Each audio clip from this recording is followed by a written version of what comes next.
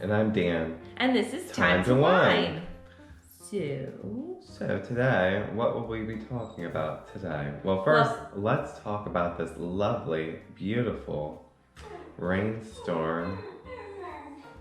It's such a cool bottle. Like, it is really cool. Like it has a leaf on there with the raindrops on there. So, in today's video, we're going to be talking about this lovely bottle called Rainstorm. It's so pretty too. Like just the whole label and everything looks really very nice. It's a Pinot Gris from Oregon. Yeah, it's got a leaf. This is a leaf with raindrops on it. It's so pretty. And it's raining outside, so it's perfect for today. All right, I'm gonna read the back of the bottle. All right, so it's a 2018 Pinot Gris from Oregon. And the back says, there's Pinot Gris, and then there's Oregon's Pinot Gris. Kissed by cool Pacific Ocean breezes, Pinot Gris ripens slowly in Oregon, leading to bright, aromatic, and elegant styles. But more than grapes thrive here. From Portland's... Okay, actually, I can't read this because they replaced some of the words with pictures, and I don't know why. There's a picture with a bike and a bottle of wine in it. On the front, it shows bicycle filled streets and iconic coffee houses to its majestic tree cascade range, or to avoid or to avid dolphins. I'm sure it may rain a lot here. Yeah. It should. I think that's what, they're just replacing the words. And that might be a fish, not a dolphin. Looks like a dolphin. Don't they have dolphins over there? Sure, it may rain a lot here, but we think it adds character to our lives and our wines. Well, it sounds like a fun wine. It does. I mean, it's really cute that they did like a little bicycle for, little pictures. The bike has like a wine bottle in it. Yeah, making it the little bar. Yeah, like the center bar of the bike. So I looked it up on wine.com. And this is where I ordered it, actually. And for those who want to know, it is $18.99 online. Yeah. Okay, so Oregon's premier white wine varietal with a crisp, bright, yet round and succulent texture, showing off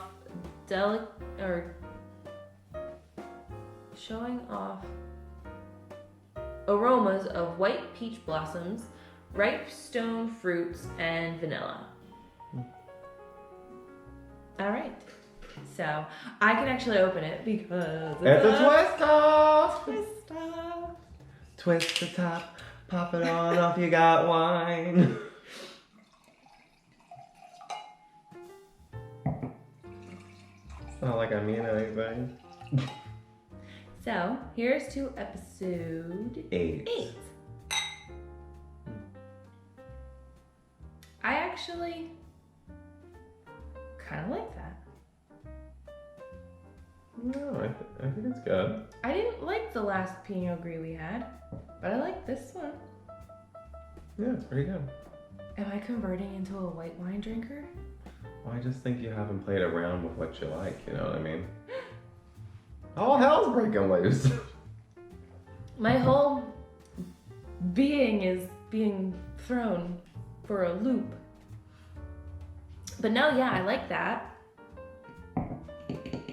That's actually really good. Yeah, it's not bad. It's like, it's fruity. It's not tart. It was really sour, I guess, to me. Sour, sweet, gone. But this one's really, really nice. I like it. It's not harsh. It's not. Yeah, it tastes good. Yeah. I like it. Still reminds me of a flat champagne though. It's really weird. I guess. Maybe a little. You might throw some bubbles in there, but yeah, I got some champagne. Oh my god. Okay, so I read that Pinot Gris actually pairs pretty well with dark chocolate. Which is interesting because it's white wine, and like last week we did the Chardonnay that was that paired well with white chocolate. Yeah. But we read that last minute, and we don't actually have dark chocolate here. Yeah. Well, we have one dark chocolate, but there's coconut in it.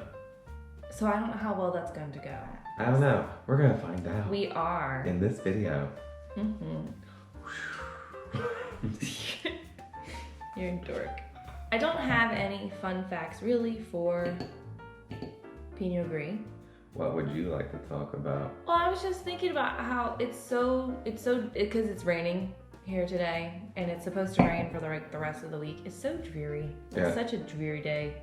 Yesterday it was raining pretty heavily. It was like an actual rainstorm. But when it's rainy and stuff like this outside, I want to read a good book.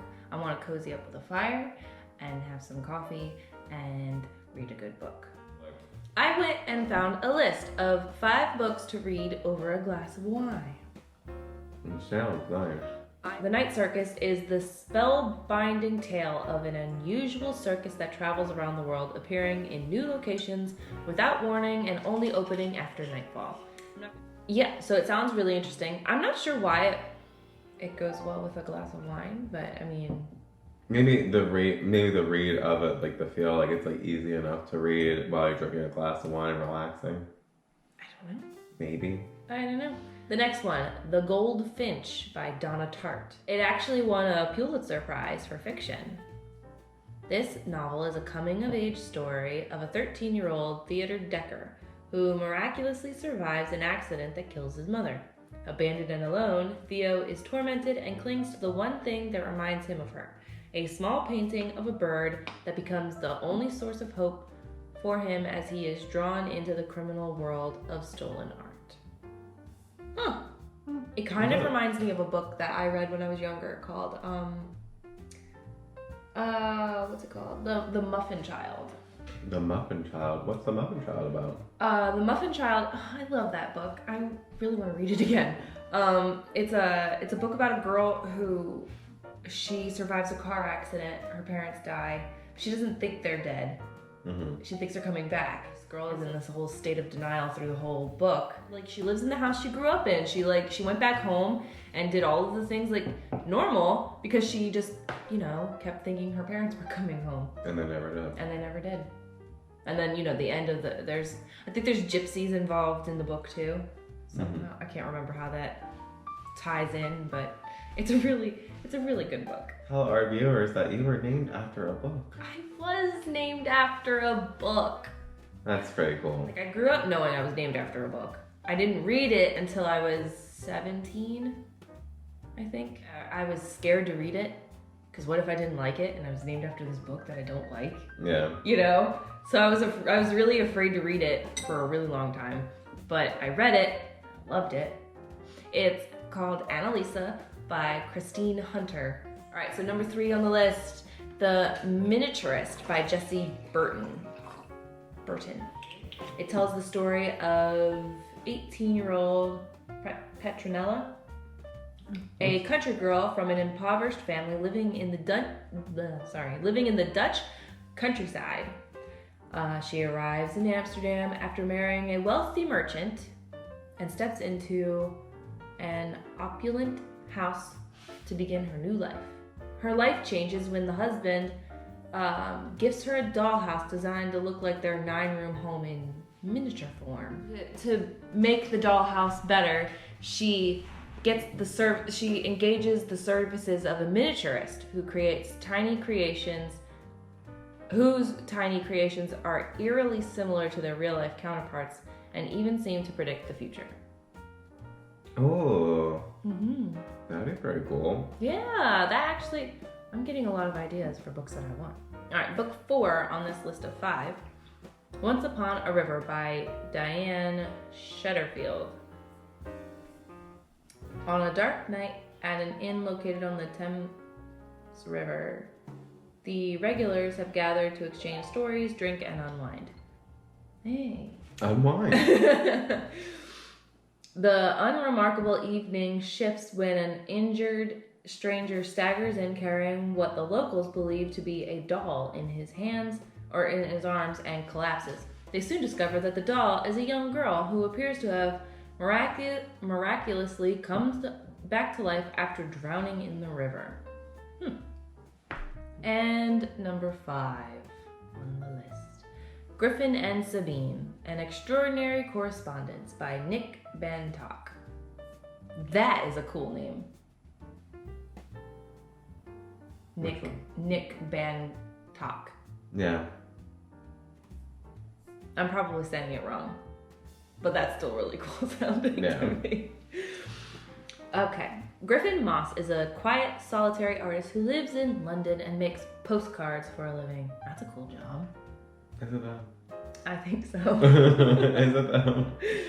His life changes abruptly when an exotic woman living on a South Pacific island thousands of miles away writes him and tells him what he is painting.